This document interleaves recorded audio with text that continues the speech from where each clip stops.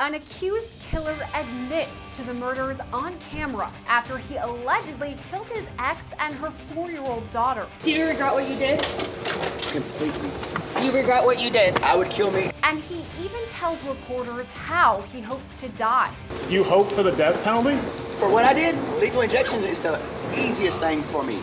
The sole survivor of the crime, a 6-year-old girl who likely witnessed the murders of both her mother and younger sister. This little child has been terribly traumatized. She will probably experience trauma the rest of her life as a result of what she's gone through. But that's just the tip of the iceberg in this complicated case that includes murder, abduction across state lines, possible human trafficking, and 2 little girls being kept in cages. Our mindsets have a hard time grappling when we hear this kind of horror going on. So we want to come up with an answer to satisfy that itch that we have of there's got to be a reason for these things to unfold the way they do. This is a Law&Crime legal alert. Google Incognito tracked users' browsing data without their knowledge.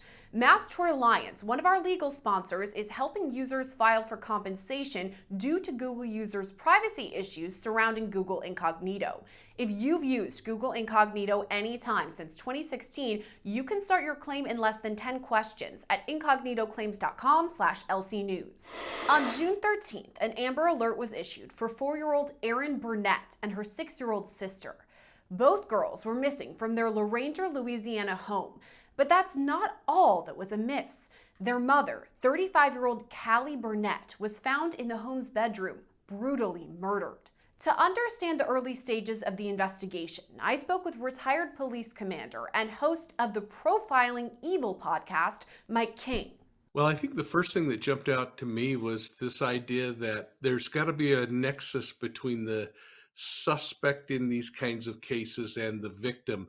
And often I think our first response is we kind of want to know the whodunit instead of really trying to figure out who's this victim and why did they become a victim. And as we start to uncover those kinds of things and start to unravel or peel the onion, it then starts to really expose these possible pools of suspects. So the first thing that I like to do is I like to think about who was Callie and why did she become a victim? What was the relationship? And generally, you have to think about the location in which something like this happens, which kind of gives you an indication of whether these are opportunistic kinds of crimes or whether they're targeted crimes. And without the benefit of things like knowing what really happened in the course of the homicide, what steps were taken during the homicide, it's difficult to know whether this was something that was more personal in nature, whether there was a relationship involved, or whether it was just a happen chance of 2 people coming together, a predator and a victim. So those are the kinds of things that I think about initially when I look at a case like this. As first responders in Tangipahoa Parish, Louisiana, began the investigation into Callie's murder, the search for her daughters sprung into action. So an Amber Alert is sent out for those 2 girls, but how does that investigation begin as investigators are searching for these girls and time is of the essence? Yeah, so then you have to start to, again, go back to this idea of victimology or this study of the victim. Why were these particular children taken? Was it intentional from the get-go, or was it that a predator comes in, commits a homicide, and then has 2 witnesses that he's got to figure out what to do with? And does he take the children because they are witnesses and he's trying to figure out what to do? Or is he taking them because he has an intimate connection with the children and maybe is a parent of one of the children or something like that? But then you have to, and this is why it's so important to just not get focused in on a decision right off the bat. I often think of that old quote from Sherlock Holmes about it's a capital mistake to theorize before you have any kind of facts, because insensibly we spend all our time twisting all of this information we're getting to fit what this theory is we've created in our mind rather than kind of letting the case unfold. And in this is a perfect example of that, because you really have multiple tracks that you could go down. Is this a predator who's focused on children and kills the mother just so that he can get access to what is his preferential goal is or victim is, or is it someone who's tied to this in a familial relationship and there's a custody issue going on, or is it something crazy happens and he's got witnesses now that he's got to try to figure out what to do with. So again, I guess the secret to these for all of us in the true crime community is not to decide too quickly what's happening, but just sit and consume as much information. And that's those big rabbit holes we all like to go down.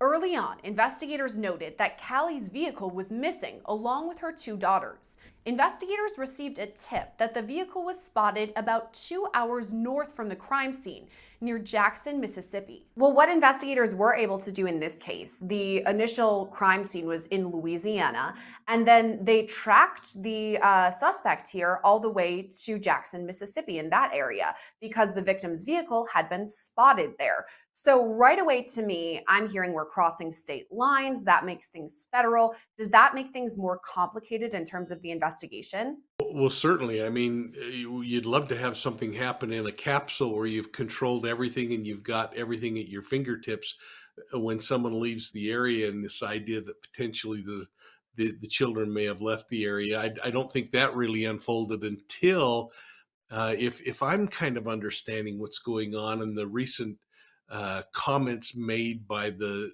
defendant's half-sister in this case. King is referring to Dexy Hemphill, who learned of Callie's murder from social media. Hemphill told investigators that Callie had an on-again, off-again relationship with her brother, 36-year-old Daniel Callihan. Knowing there was a connection between her brother and the victim, that all of a sudden that brought this suspect to the top of the top of the focal chain. Or was it the fact that law enforcement was able to get forensics off of the vehicle and track the vehicle? So you really have to, again, try to force yourself not to make decisions too quickly, but think, what are all the possibilities? And then as the facts start to unfold, then you really get to see what seems to be the more probable thing. And to me, the more probable thing is the sister calling and saying, hey, my brother's connected to the victim in this murder. And by the way, here's a lot of things about him that maybe you're not aware of. At that point, the Tangipahoa Parish Sheriff's Office contacted detectives in Jackson, Mississippi, asking for help to track down Callihan. Jackson police officers were called to 3950 Bossier to assist the U.S. Marshals. They have been looking for an individual wanted out of Louisiana, Mr. Callihan. After a short pursuit, they made contact with him and he's now in custody. Investigators zeroed in on Callihan just north of Jackson, where they arrested him in a wooded area about 30 yards behind a home. With Callihan, they found a grisly scene. Upon a search of the area by Jackson police officers, they located a deceased child in the woods. We suspect that to be one of the children that he had in his possession, that he had illegally taken away from Tangipahoa Parish in Louisiana. One of the child, the 6-year-old, my understanding, has been taken to the hospital to receive treatment, but my understanding the 4-year-old is deceased in the woods. Investigators called it a traumatic and tragic scene where 4-year-old Callie Brunett was found murdered. So far, her cause of death has not yet been released, but investigators say her older sister, only 6 years old, was left alive but had been injured. She was later taken to the hospital for treatment. But if we're looking at exactly what we know right now, the mother, Callie, has been murdered, and then a 4-year-old was also murdered, but the 6-year-old girl was found injured and alive. So I'm looking at the facts of this case and wondering, why leave one child alive and kill the other? It's a really, again, another challenging moment where our minds want to solve the problem without having more information.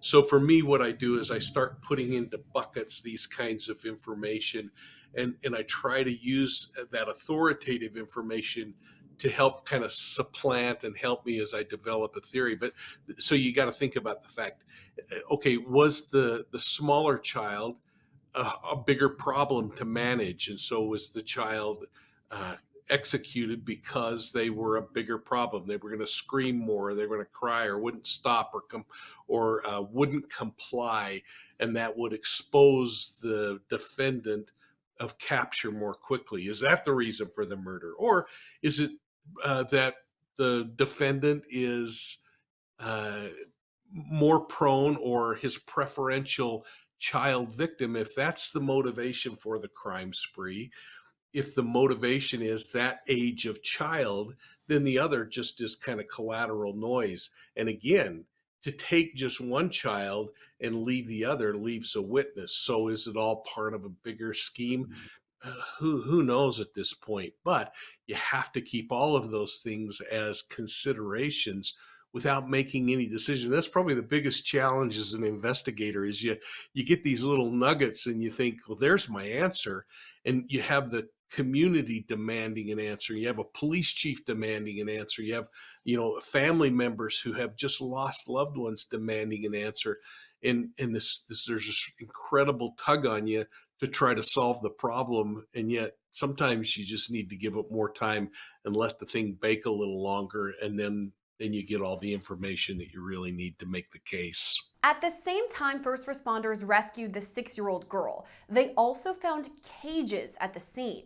Investigators have since theorized that human trafficking may play a role in the case. Taking a closer look at that victimology or motive, officials have said they're not releasing an official motive at this time, but they have mentioned human trafficking, that element. They've also alluded to cages. What is your take on all this? Do you think human trafficking could have been the underlying motive? So again, I think it's too early to tell. And I think that, our mindsets have a hard time grappling when we hear this kind of horror going on. So we want to come up with an answer to satisfy that itch that we have of there's got to be a reason for these things to unfold the way they do. Sometimes they just unfold in the wackiest ways. And so is it possible that human trafficking is part of this scenario? It could be possible.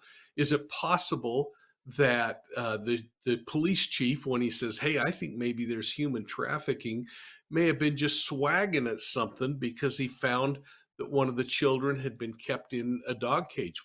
Was the child kept in a dog cage because the predator intended on trafficking the child, or was he trying to control him and that was the only thing he had at his fingertips to control him? So again, while it might appear that some things like trafficking are occurring, I don't know that there's enough evidence to support it. What we do know, again, based on that half-sister's testimony, who really gives us the most insight, I believe, into Daniel Callihan, is the fact that she says, hey, he had a past event where he was focused on child sexual assault. And we have a sheriff who says we tried to get a grand jury to bring charges against this guy. So that becomes authoritative, credible kinds of information that you have to weigh. Then you have, hey, he's got this idea that he wants to be a serial killer, again, coming from the half sister. Well, does that lend credibility? And was his first victim Callie, or was she his fifth victim? And he is actually a serial killer. We don't know all that. And yet it makes for wild speculation. But right now, what we do know is that Callie was murdered, that likely this defendant appears to be the one that law enforcement's focusing on because they've charged him or are charging him with capital murder, that he had an accomplice that's charged with capital murder, and that one of the children was murdered. And those are the kinds of facts we can start to really build on. But then we just can never stop, because that's what we do in the true crime community. We can't stop theorizing. I just say theorize with some authoritative sources, not just because it's a wild story and you want to have an answer to solve your own questions. Would you personally be surprised if investigators went back into Daniel Callihan's past and connected him with other unsolved murders and actually found out that he was a serial killer? I'm not surprised of anything anymore. And I would hope that law enforcement is prudent enough to go back and really source through that. If this guy, at least for a short time, was talking, I suspect as his mind clears a little bit and he gets an attorney in front of him, he's gonna lawyer up.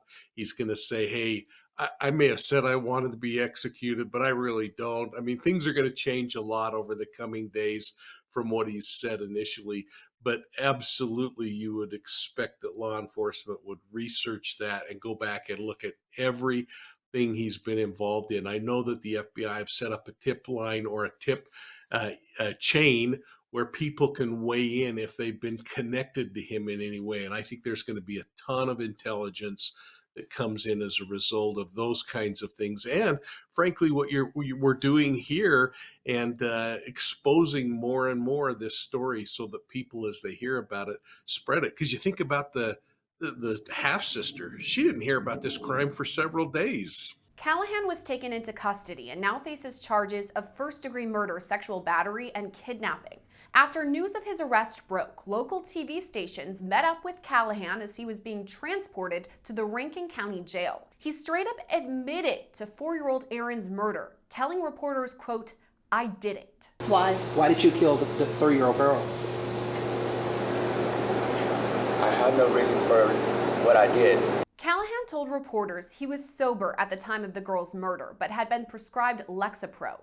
He said he believes the murder was a side effect from that drug. As the impromptu interview went on, Callihan expressed remorse for the crime. You regret what you did?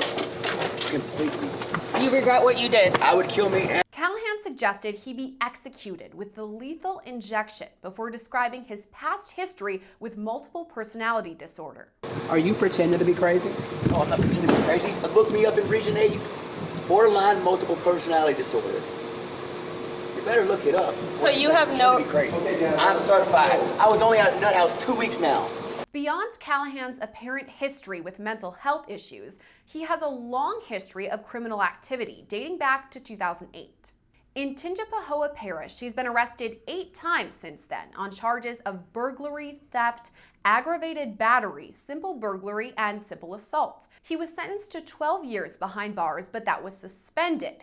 Then in 2014, he violated probation and was ordered to serve 5 years of that original sentence. He has a long list of run-ins with the law, let's say, at least 8 arrests, but the things that he's been charged with prior are like assault, robbery, that type of thing.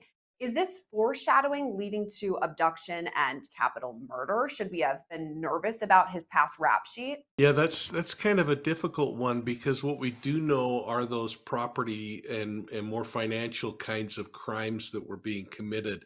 Again, if you put credit and credibility behind the half sister who called police and now has made public statements on the media channels that all of a sudden her Facebook or her messenger was blowing up with requests about money and other things, it makes me want to kind of delve back and say, first and foremost, what would be the motivation for this homicide to occur? And was the motivation, hey, some threats and you better reach out and find some money because I need money? Because that really makes me wonder if that was the primary motivation in the beginning of this, because the victim in this case, Callie, is making requests of the defendant's half-sister, please send me some money. I need some money really bad right now. Call me. And if that doesn't come to fruition and frustration happens, or there's an accidental homicide out of rage or drug-induced or whatever the case may be, then all of a sudden he's got this concern about, now I've got these children who have witnessed this murder of their mother. If in fact all of this is accurate and if in fact Callihan ends up being the person responsible, it all starts to come together though, and you start to think, okay, now I can start to theorize based on facts that I'm hearing come out. And that would lead us into other things like the trafficking or other questions that people are opining about. But the case doesn't end with Callihan. Another suspect, 32-year-old Victoria Cox, was also arrested and now faces charges of capital murder and sexual battery. Early reports are showing that Callihan had a relationship with the victim, Callie Brunett, at least on and off again, but also potentially had a relationship with this other defendant, Victoria Cox. So how do you think that she plays into this equation, especially since she doesn't have any history of prior arrests? I don't know the answer to that. And I guess that's where, again, we want to try to answer a question without having any facts behind that. But, we've seen people charged as co-defendants that may not have physically been the one to commit a homicide. In this particular case, she's being charged, from what I understand, as for a capital crime as well, which means that she clearly had a lot to do with this, or was completely aware that these children were being held and that the murders had occurred. I think about the best way to kind of liken this to would be liken it to the Daybell case, where we saw people get convicted of homicide that may not have physically been the one to commit the crime, and yet they have such intimate knowledge. They've conspired in part of the process, or they've worked to maintain the secrecy of the event, that clearly they fit within the statute. So I think that's probably what we'll see unfold in this particular case. Again, it's going to be interesting because some indications are that the relationship was 13 years earlier. So there may not have been any knowledge of these little tykes that were taken and one eventually murdered. Or it might be that he's remained very close with this person throughout. There's a reason why he picked her to go back and either go after her children or try to get money and extort her in some way or another. And that's the part that I find the most intriguing about this case right now, is that victim selection process. Why did they pick that family to start this thing, at least in this particular criminal episode? If there are others out there that he's charged with, each of those might have independent reasons, but I'll bet they would all be motivated by the same core reasons for selecting them as victims. Investigators have already conducted interviews with both Callihan and Cox. They say they plan to also speak with the 6-year-old survivor. One small saving grace to this investigation could be that 6-year-old girl was left alive, whatever reason it may be. But investigators have said they will be interviewing her and talking to her.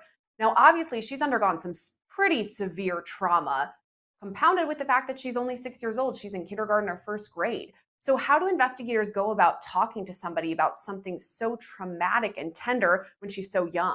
We were kind of going through this evolution back in my day when I was doing these investigations, and the children were being interviewed back then in dark, deep halls of police departments in the same rooms that suspects were being interviewed. We're much better at that today. Today, forensic examiners who are trained in dealing with children, trained in extracting information without it being compelled information, to give the child an opportunity to really share what's going on, and have someone who's trained and educated and experienced in that arena doing those forensic examinations just really increases the value that comes out of the interview. Because I'll tell you what, this little child has been terribly traumatized. She will probably experience trauma the rest of her life as a result of what she's gone through. And the extraction process, again, while we want it to be fast, cannot be fast. It's got to unfold at a pace that the child's prepared to release information for it to be credible. And so that's always the concern. And I hope that they've gotten forensic examiners in there quickly. I would be absolutely shocked in this day and age if they don't.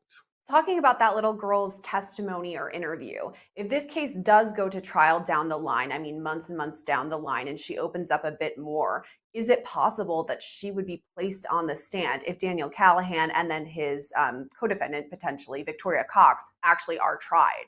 Yeah, it depends on the state, and I don't know the rules in Mississippi or Louisiana very well. But in some cases, children do end up in a preliminary hearing testifying.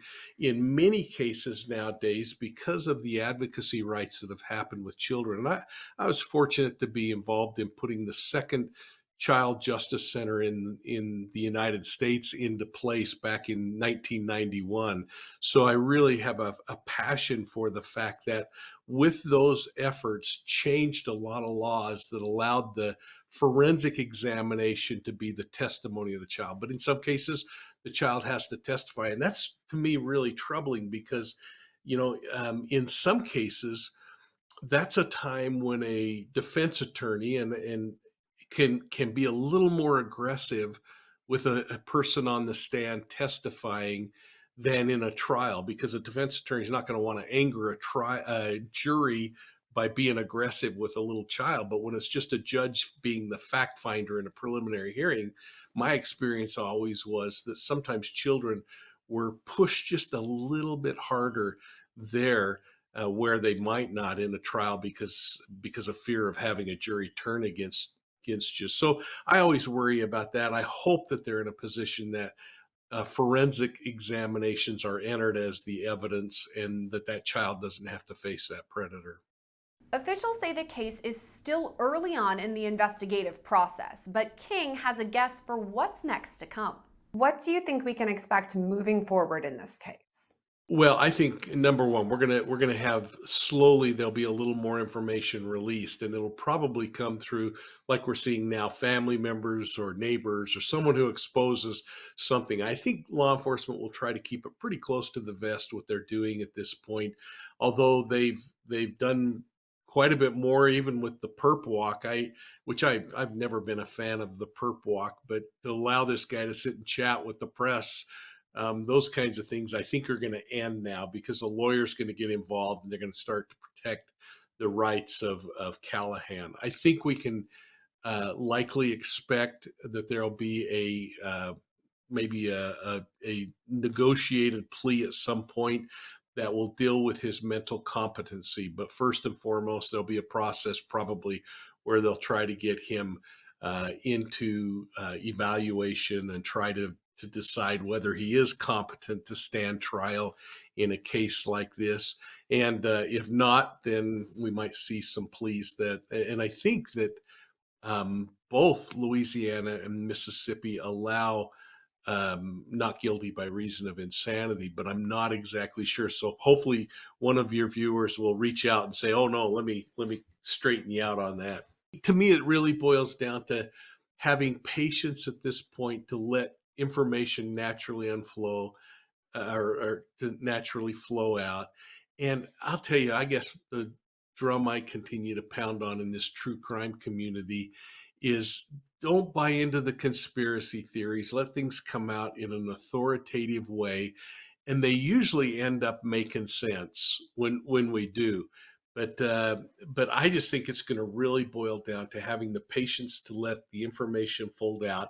And then I honestly believe that we're going to see this case at the end of all of this very clearly delineate why Callie was chosen first.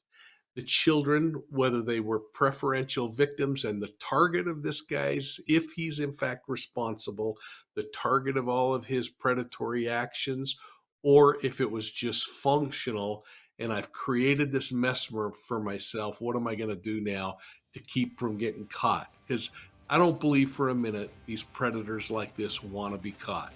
Now, they might say that at the end, but I don't think they do. You don't hide children in a cage in the woods and go 120 or 30 miles away and do all of these things because you want to be caught. Multiple agencies helped in the rescue of the 6-year-old girl and capture of both Callihan and Cox. The entire case is now being handled by the FBI. Reporting for Law&Crime, I'm Gillespie.